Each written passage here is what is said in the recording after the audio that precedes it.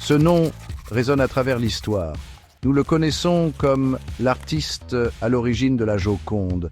Mais saviez-vous qu'il était bien plus qu'un simple peintre? De Vinci était un véritable homme de la Renaissance. Il était inventeur, ingénieur, scientifique et artiste. Ses carnets sont remplis de croquis et de gribouillages. Ils révèlent un esprit foisonnant d'inventions, imaginant des hélicoptères, des chars d'assaut et même le parachute des siècles avant leur temps.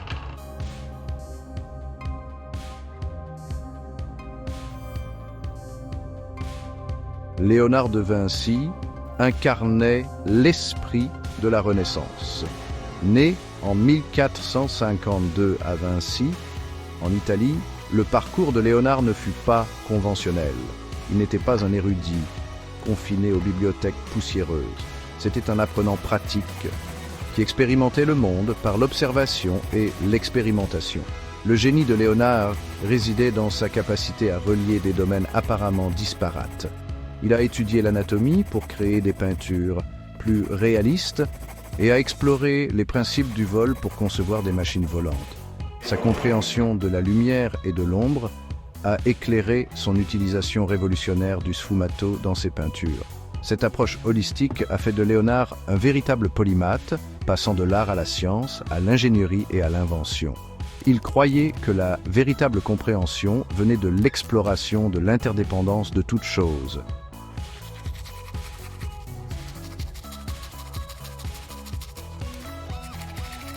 Léonard de Vinci, l'homme de la Renaissance par excellence, était un paradoxe. C'était un génie débordant d'idées révolutionnaires, mais un procrastinateur notoire. Ses carnets racontent l'histoire de projets inachevés et de pistes abandonnées. L'approche du travail de Léonard était tout sauf linéaire, guidée par des élans d'inspiration plutôt que par un calendrier rigide. Prenons par exemple sa commande pour l'adoration des mages, qu'il a laissé inachevé après des années de travail. Ce schéma s'est répété tout au long de sa vie, car il était attiré par de nouvelles fascinations. Sa curiosité ne connaissait aucune limite, enrichissant son travail mais laissant de nombreux chefs-d'œuvre incomplets. Cette exploration constante a sans aucun doute enrichi son travail, mais elle a également signifié que de nombreux chefs-d'œuvre sont restés incroyablement incomplets.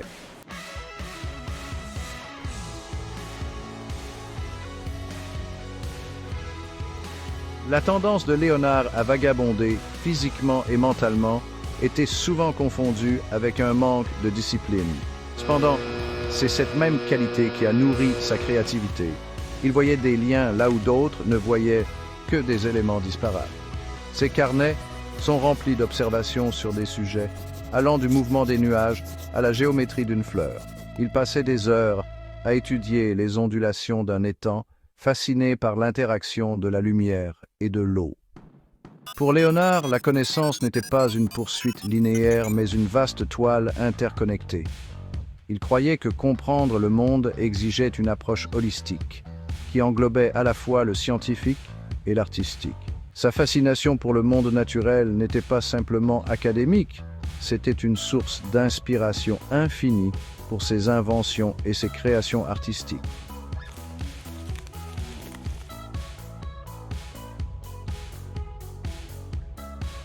Les capacités d'observation aiguisées de Léonard ne se limitaient pas au monde naturel.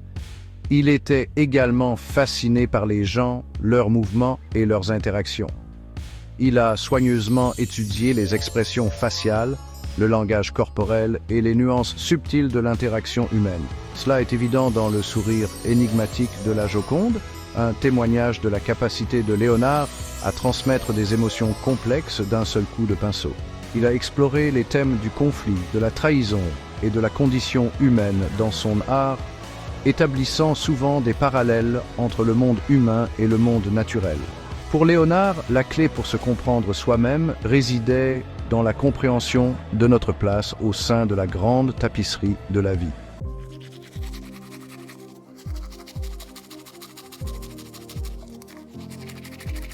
Alors que Léonard de Vinci est vénéré pour ses chefs-d'œuvre artistiques, Son véritable génie résidait dans sa curiosité sans bornes et sa capacité à envisager des possibilités bien au-delà de la portée de ses contemporains. Ses carnets sont remplis de croquis et de schémas d'invention, qui semblaient de la pure fantaisie pendant la Renaissance italienne. Imaginez un monde où les humains s'élèveraient dans les airs comme des oiseaux, où des véhicules blindés traverseraient les champs de bataille et où des machines complexes simplifieraient la vie quotidienne. Poussé par une soif insatiable de connaissances, Léonard a osé rêver d'un avenir façonné par l'ingéniosité humaine. Il a conçu des outils innovants pour la construction, l'ingénierie et la guerre, cherchant toujours à améliorer l'efficacité et à surmonter les limites. La vision de Léonard s'étendait au-delà des inventions individuelles pour englober des systèmes entiers, comme les villes avec des canaux interconnectés pour le transport et l'assainissement. Ces carnets offrent un aperçu d'un esprit débordant d'idées, cherchant constamment à repousser les limites du possible.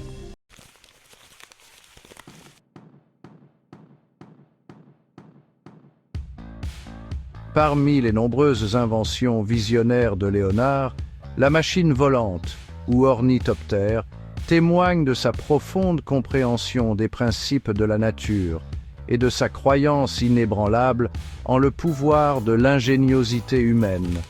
Fasciné par le vol des oiseaux, Léonard a méticuleusement étudié leur anatomie, la structure de leurs ailes et leurs manœuvres aériennes.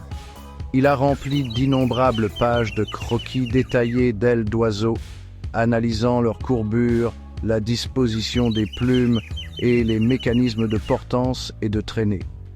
La machine volante de Léonard reposait sur des ailes battantes pour générer de la portance, avec un grand cadre léger recouvert de tissu ou de peau d'animal. Bien que l'ornithoptère de Léonard n'ait jamais pris son envol de son vivant, ses études méticuleuses et sa conception innovante ont jeté les bases des futurs pionniers de l'aviation. Sa compréhension de l'aérodynamique, de la portance et des mécanismes de contrôle a fourni des informations précieuses qui contribueront finalement à la réalisation du vol humain.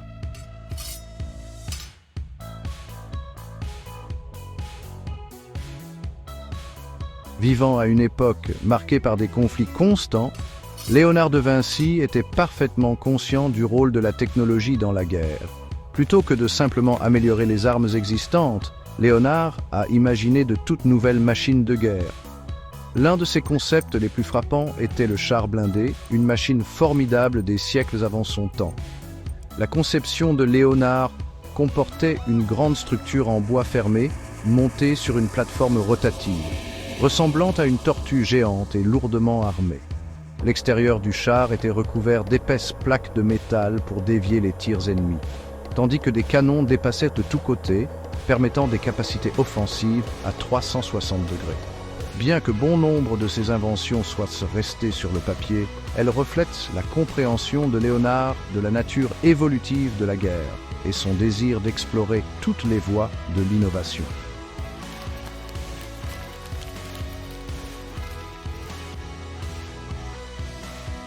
L'insatiable curiosité de Léonard de Vinci l'a conduit à explorer un large éventail de sujets, de l'anatomie et de l'astronomie à l'ingénierie et aux mathématiques. Pour protéger son travail, Léonard a développé une méthode d'écriture unique. Il écrivait de droite à gauche, inversant ses lettres pour créer une image miroir de l'écriture standard. Cette pratique, connue sous le nom d'écriture spéculaire, servait de moyen de dissuasion naturelle contre l'observation occasionnelle. Certains chercheurs pensent que Léonard a adopté cette pratique en raison de sa gaucherie, trouvant plus naturel d'écrire de cette manière. En plus de l'écriture spéculaire, Léonard a employé d'autres méthodes pour protéger son travail, comme la dispersion de ses notes et croquis dans plusieurs carnets. Ces carnets continuent de fasciner et de défier les chercheurs, offrant des aperçus d'un esprit qui fonctionnait sur un plan différent, cherchant constamment de nouvelles façons d'exprimer, d'enregistrer et de sauvegarder ses idées extraordinaires.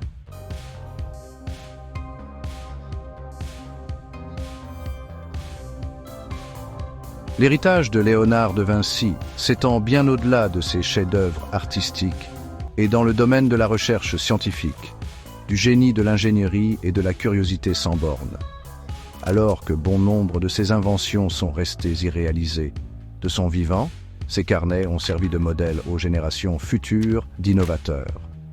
L'impact de Léonard sur le monde est visible dans les innombrables inventions et technologies qui ont suivi les traces de ses conceptions visionnaires.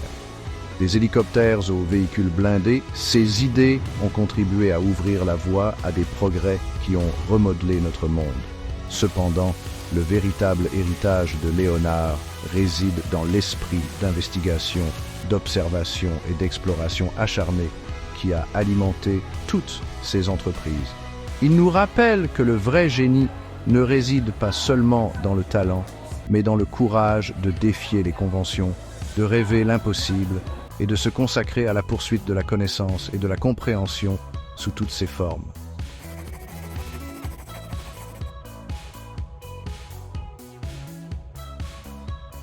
L'insatiable curiosité de Léonard de Vinci s'étendait au tissu même de la vie elle-même, le corps humain. Poussé par le désir de représenter la forme humaine avec une précision inégalée, Léonard s'est lancé dans un voyage révolutionnaire dans le monde de l'anatomie. À une époque où la dissection de corps humains était considérée comme tabou, Léonard a osé se plonger dans ce territoire interdit. Ses études anatomiques étaient imprégnées de sa sensibilité artistique et de son profond respect pour la forme humaine. Ses dessins ont capturé non seulement la précision anatomique du corps humain, mais aussi sa beauté intrinsèque.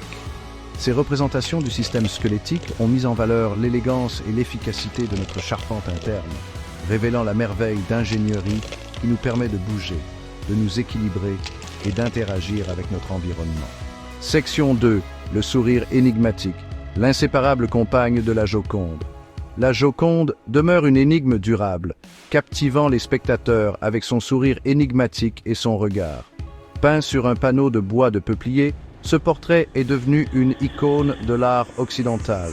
Léonard a gardé la Joconde en sa possession tout au long de sa vie, l'emportant avec lui de studio en studio. Cet attachement inhabituel suggère que la Joconde représentait quelque chose de plus pour Léonard. Certains chercheurs pensent que la peinture a pu avoir une signification personnelle pour Léonard. Il était captivé par les nuances subtiles des muscles faciaux et les mystères de l'expression humaine.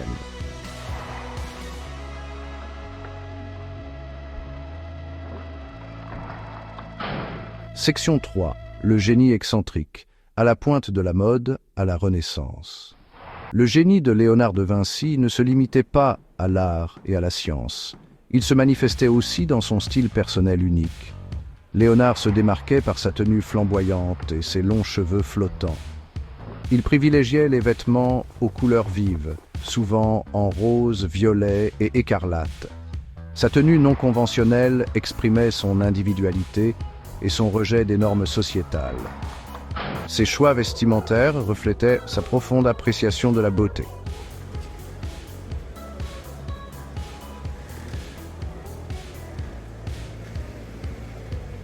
Section 1. Un héritage intemporel.